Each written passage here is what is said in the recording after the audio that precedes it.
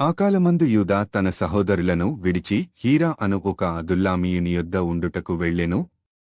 అక్కడ షూయ అను ఒక కనానీయుని కుమార్తెను యూదా చూచి ఆమెను తీసుకొని ఆమెతో పోయెను. ఆమె గర్భవతియే కుమారుని కనగా అతడు వానికి ఏరు అను పేరు పెట్టెను.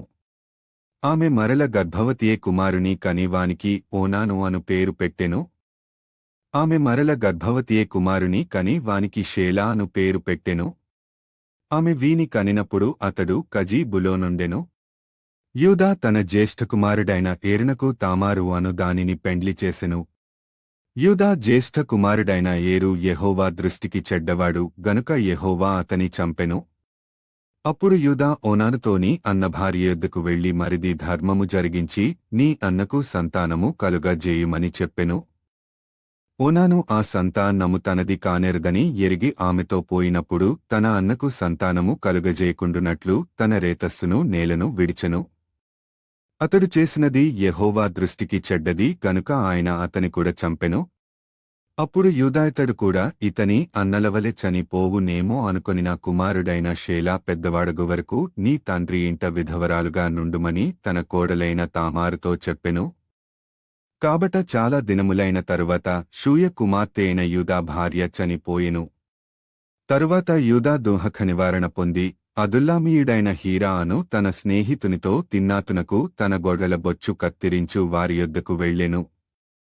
దాని మామ తన గొగ్గల బొచ్చు కత్తిరించుటకు తిన్నాతునకు వెళ్ళుచున్నాడని తామారునకు తెలుపబడెను.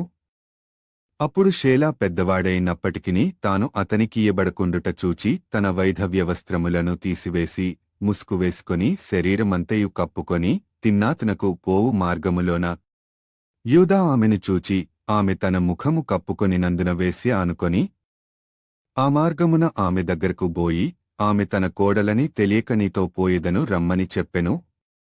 అందుకామె నీవు నాతో వచ్చినేడల నాకేమి ఇచ్చెదవని అడిగెను.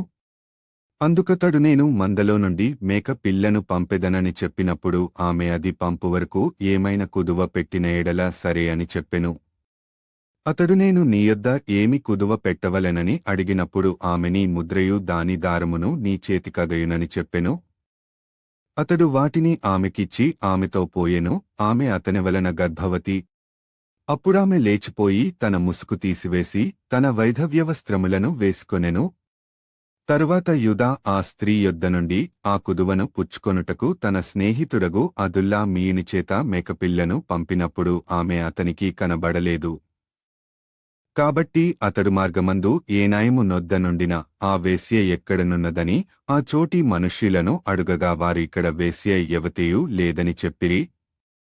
కాబట్టి అతడు యూదా యొద్దకు తిరిగి వెళ్ళి ఆమె నాకు కనబడలేదు మరియు ఆ చోటి మనుష్యులు ఇక్కడికి వేశ్య యవతియు రాలేదని చెప్పిరని అని నప్పుడు యూదామనలను అపహాస్యము చేసెదరేమో ఆమె వాటిని ఉంచుకొననిమ్ము. ఇదిగో నేను ఈ మేక పిల్లను పంపితిని ఆమె నీకు కనబడలేదు అనెను. రమారమే 3 నెలలైన తరువాతని కోడలగు తామారు జారత్వము చేసెను. అంతేకాక ఆమె జారత్వము వలన గర్భవతి అయినదని యూదాకు తెలుపబడెను. అప్పుడు యూదా ఆమెను బయటికి తీసుకొనిరండి, ఆమెను కాల్చి వేవలెనని చెప్పెను. ఆమెను బయటికి తీసుకుని వచ్చినప్పుడు ఆమె తన మామయొద్దకు ఆ వస్తువులను పంపివి ఎవరివో ఆ మనుష్యుని వలన నేను గర్భవతినేతిని. ఈ ముద్ర ఈ దారము ఈ కథ ఎవరివో దయచేసి గురుతు పట్టుమని చెప్పించెను. యూదా వాటిని గురుతుపట్టి నేను నా కుమారుడైన షేలాను ఆమెకు ఇయ్యలేదు గనుక ఆమె నాకంటే నీతిమంతురాలని చెప్పి మరి ఎప్పుడునూ ఆమెను కూడలేదు. ఆమె ప్రసవకాలమందు కవలవారు ఆమె గర్భమందుండిరి. ఆమె ప్రసవించుచున్నప్పుడు ఒకడు తన చెయ్యి బయటికి చాచెను గనుక మంత్రసాని ఎర్గనూలు తీసి వాని చేతికి కట్టితడు మొదట బయటికి వచ్చెనని చెప్పెను. అతడు తన చెయ్యి వెనుకకు తీసినప్పుడు అతని సహోదరుడు బయటికి వచ్చెను. అప్పుడామె నీవేళ భేదించుకొని వచ్చితివనెను.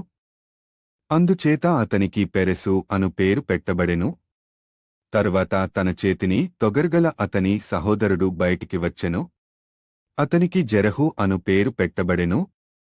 ఆదికాండము 38వ అధ్యాయము.